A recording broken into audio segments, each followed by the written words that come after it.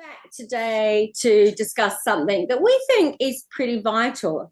We were just having a little chat, and we would like to be able to bring snippets of information to our rapidly forming community.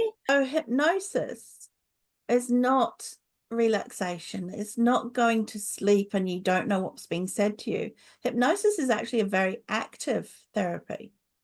So even though the person might not be aware that they're being active, their brain is very active in the subconscious level or unconscious level, whatever you want to call it. But it won't let you do anything you don't want to do consciously. But I think it's really important. The book is not, as you said, Carla, it's not hypnosis.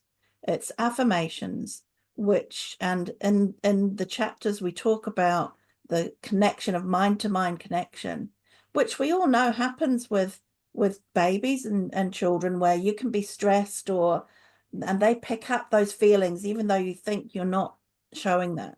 And so this is just another way, but more directive, of having those feelings of love and verbalizing it as an affirmation to your child or baby. But it's not a hypnotic state. The important thing to mention with that as well, Colette, is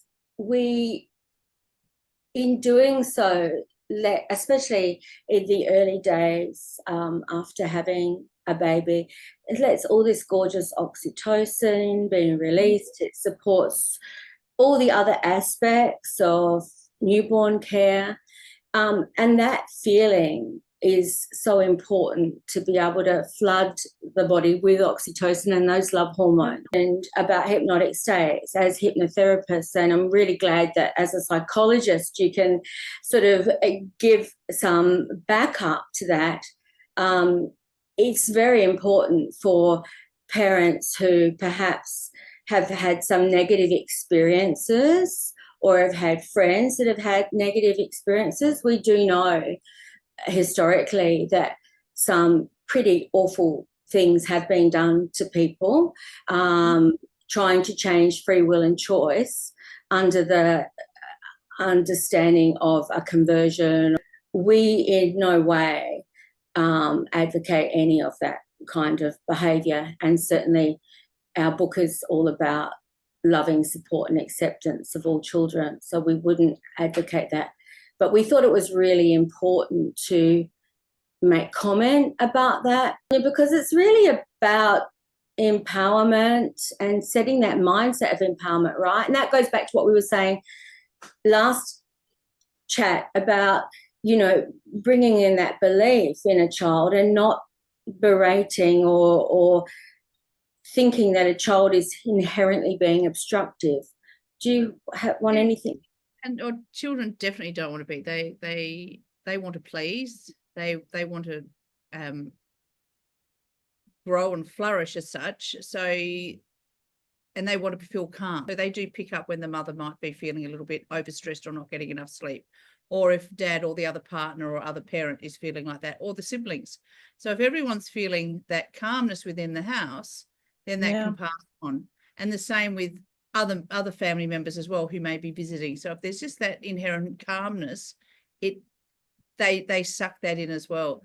And I guess, as you're saying, with the hypnosis, it is a generational thing. You get different generations have a different opinion of where it might be and how it sits, and it can just come down to what movie they might have seen, or something that they were told back when if your parents, when they were younger, a fear factor or something. So there's just little things that come into it, but it's not all those things. It is very calming and soothing, and just the positive affirmations to help that child to feel connected with their family and their carers. Affirmations, the book, and the parenting information in there has no doubt, we have no doubt that isn't going to play a positive scape in a child's neurocognitive and subconscious development. It's actually planting some really good seeds to flourish with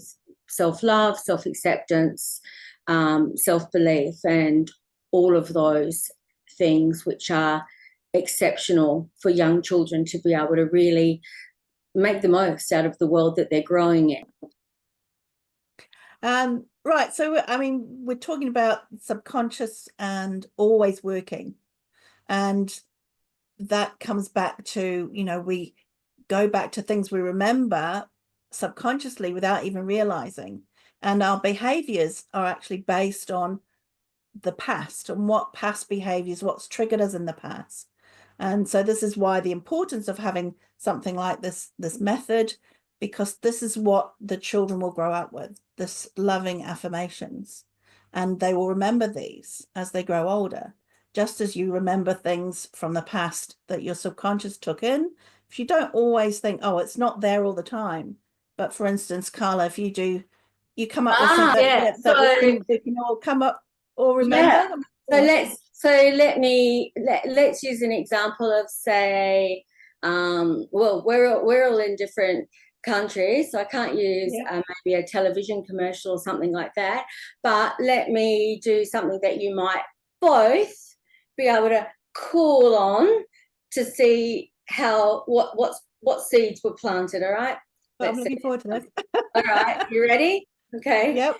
If you're happy and you know it, clap your hand. There we go. Hypnosis, and that's affirmations, and that's memory. Yeah. See you next time, everybody. Bye. Bye.